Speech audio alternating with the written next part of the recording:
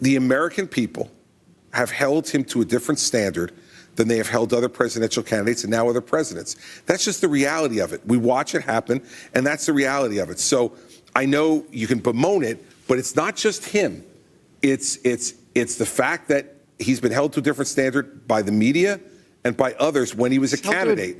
He was. A lesser standard. Bill Maher brought on Chris Christie onto his show, Real Time with Bill Maher, in front of this live audience. And Bill Maher, I guess, thought that this was just going to be a TDS fest where both of them were just going to go back and forth and complaining about how bad Donald Trump actually is and how the right wing should abandon Donald Trump, according to Bill Maher. But Chris Christie actually pushes back quite a bit and stuns Bill Maher with the pushback that he gives, and also stuns Bill Maher's audience. Let's get into this clip here from Real Time with Bill Maher, where Chris Christie absolutely stuns and silences Bill Maher on his own show.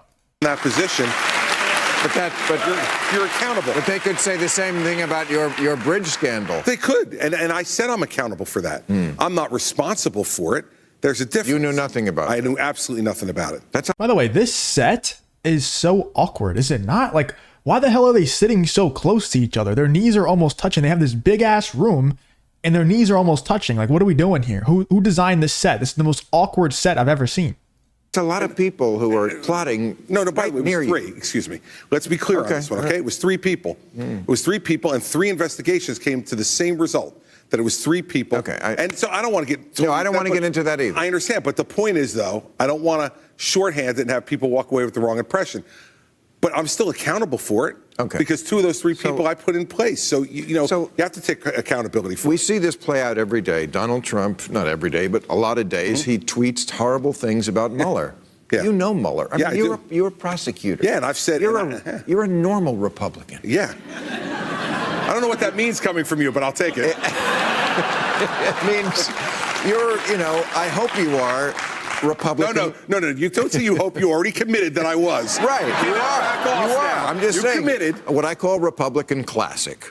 Not the new Coke, Republican classic. I like that. Not the Trump. Okay. I like that. So, Robert Mueller, I've heard you say you think he's a decent, honest, hardworking. I think he's got honesty, integrity. He's a good man running a good investigation. So, Trump, all right. That's not what Trump says about it. I know, he's wrong. So, who's dirty, Trump or Mueller? No, one of them has to be Bob lying. Mueller's not dirty. I mean, Thank you. So my point, and I've said this directly to the president. So I'm not saying anything to you. I haven't said to him. It's wrong for him to be calling this a witch hunt. It's dumb for him to do it. And one of the things I said to him way back in February of 17 was there's no way to make this shorter, but there's lots of ways to make it longer. And poking the bear and calling it a witch hunt and calling them bad people just makes it longer. It's a wrong thing to do. I mean, the FBI, you still believe in them, right? Yeah, most of them. Okay, most of them. Listen, I work with the FBI. No organization is perfect. No, that's my point. As an institution. Right, and listen, I love the guy who runs the FBI now. He's a good guy, smart guy, lots of integrity. Okay, but there are Republicans calling for the FBI to be disbanded. Yeah, well, they're stupid. Okay, but you can't every party's got stupid people. But that comes from the president. Well, because the cops are onto him, so he's going after the cops. But let me tell you something. Just because somebody's doing something stupid, my mother taught me this. Just because someone's doing something stupid doesn't mean you have to do something stupid. And so the president says that. No, but you don't have to stand with the stupid people. But wait a second. But you can stand with people. By the way, it's not really stupid. And I know I might sound insane. I might even get in trouble for saying this. I don't know. I don't know if this is crazy to say or not. But like the FBI, they planted evidence against Donald Trump. And if you think they're not planting evidence against other people as well, you're absolutely crazy. I don't want to go into the details. And honestly, I don't quite remember the exact details of it. But when it comes to the Russia collusion case, basically what happened was there was somebody communicating with Russia in the Donald Trump camp, right? And I'm sure somebody in the comments is going to correct me on this because I don't fully remember all the details. But somebody inside of the Trump camp was communicating with Russia. And then the FBI found out about it. And they went to the CIA, or maybe it was the CIA that found out about it and told the FBI, and whoever it was that they told, they were like, yeah, we know, that's our guy. He's like our in with Russia. Like he's supposed to be doing that.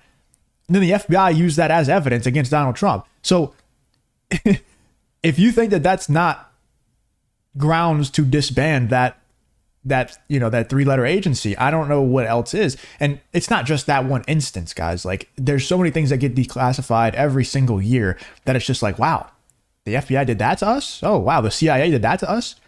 they both need to be disbanded and then rebuilt back up, right? We could build them back up, but there's no fixing it in its current state. There's no way that you can fix all of that corruption, that top-down corruption. There's just no way.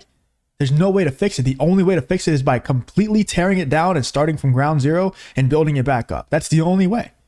You cannot fix it. It is too corrupt on certain things and be against them on others. So when he says things about Mueller, I'm on TV almost every Sunday, That's so and I'm saying it's wrong. And when you attack the FBI and our CIA and our intelligence agencies, Right. as he does over and over, what do other countries think? It looks like we're divided, that we're fighting amongst ourselves, that we're weak. You have to be a sure. patriot and say, that's wrong, I can't be with that. Of course, but that's what I said. But it also doesn't mean that the other side's all that enticing either. So everybody makes choices, Bill. But they're not. Only Republicans get this patriotic immunity. If you enjoy content like this, then make sure to leave a like and subscribe to the channel. It really does help me out a ton. Let's get back to the video. Yeah. Explain that to me. Well, like, if Obama did the things that Trump has done, if he said Comey was a nut job, I got rid of him. If he stood in the office with the Russians, if he stood in Helsinki and said, well, the intelligence agency says this, but Putin's a strong guy. He said it very strongly to me, and I believe him. Right. I don't know why I wouldn't. Yeah. And then lies about the word would and wouldn't. Right. You don't think they'd have impeached him? You don't think they get a pass? Listen, I think.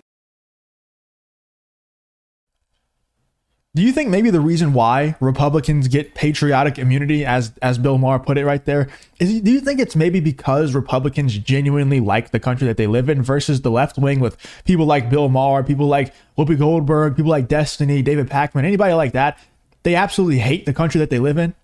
Like, it's only one side that hates the country that they live in. They literally take every single opportunity that they can to prove to everybody that they hate the country that they live in. Every single chance they get. Even when it comes to like the Middle East war, right? The stuff that's happening in the Middle East, they have all these people on college campuses protesting for free Palestine, free Palestine. They don't care about Palestine. The only thing that they know is that the United States are allied with Israel, and they know that if they protest, pro-Palestine protest mean anti-America indirectly. So they want to do it because they want to show how edgy and different they are. They hate the country that they live in, all that stuff, right? So that's why Republicans get patriotic immunity when they do things, is because it's normally them trying to do stuff that's in the best interest of the country. You wonder why they might get patriotic immunity. Maybe it's because the left wing hates America. And that's why they probably shouldn't be in power in America if they hate the country. I think if he had done stuff like that, they would have impeached him, and the Democrats may wind up trying to impeach Trump. Yeah. But at the end of it, there is a different standard for this guy. There's no question about that. And it's been a different standard since the campaign. When I ran against him, I mean, listen, the day that he said that John McCain wasn't a hero, right? Okay, after a guy spent 6 years in the Hanoi right. and was tortured and refused to take an early out because he was the son of an admiral. Like, I don't know how many boxes you have to check to be a hero, but it seems to me you checked all of them. Especially when Donald Trump is a draft-dodging playboy. But let me tell you why I knew it was a different standard. I mean, I actually talked to Jeb Bush that day. The day it happened, Jeb called me and said, well, Trump's going to be out of the race now. So let's be civil to each other as we go forward here. You and I are going to be fighting this thing out. Let's be civil. Let's not get this thing down in the dirt. We both thought he was gone. You can't survive that. Right? And then he did. Yes. All right. So, and we could go through a whole bunch of things that happened after that. The American people have held him to a different standard than they have held other presidential candidates and now other presidents. That's just the reality of it. We watch it happen, and that's the reality of it. So I know you can bemoan it, but it's not just him. It's the fact that he's been held to a different standard by the media and by others when he was a candidate. He was. Lesser standard. That's my point. Yeah, okay. And so my point is, like, I wouldn't have gotten away with saying that about John McCain. Jeb Bush wouldn't have gotten away with saying that, John McCain. Okay, John Kasich, maybe. He's a little crazy, but, You've answered my questions, and I appreciate that. So. But that's not our problem, right? That's a you problem. That's how you brand yourself. The reason why Donald Trump is held to a lesser standard, in which I don't even fully agree with, I think he's held to a higher standard, but the reason why he's held to a lesser standard when it comes to, his rhetoric and the way that he speaks is because he's never portrayed himself to be this like super buttoned up politician that Gavin Newsom and these people portray themselves to be. So yeah, if Gavin Newsom started calling people, you know, I don't know, Crooked Hillary and Sleepy Joe and stuff like that, then it would be like, well, what the hell? Like, that's not what Gavin Newsom is supposed to be. That's not really that's not the guy that we elected, right?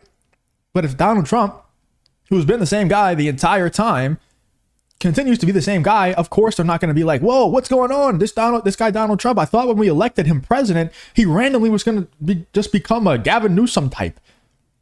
Like, that's you know what I'm saying? Like, that's not really how it works. So, and also saying, Bill Maher saying that Donald Trump is held to a lesser standard just in general, so dumb. So dumb, but I'm kind of just tired of explaining why it's dumb. Anyway, let me know in the comments what you guys think about Bill Maher getting shut down on his own show by Chris Christie on multiple different topics. And you could hear the audience was trying to like rally behind Bill Maher like this was a sports game or something. Like, yeah, get him, Bill, get him, Bill. He just sounded so stupid, man. Let me know in the comments what you guys think about this whole Bill Maher versus Chris Christie situation.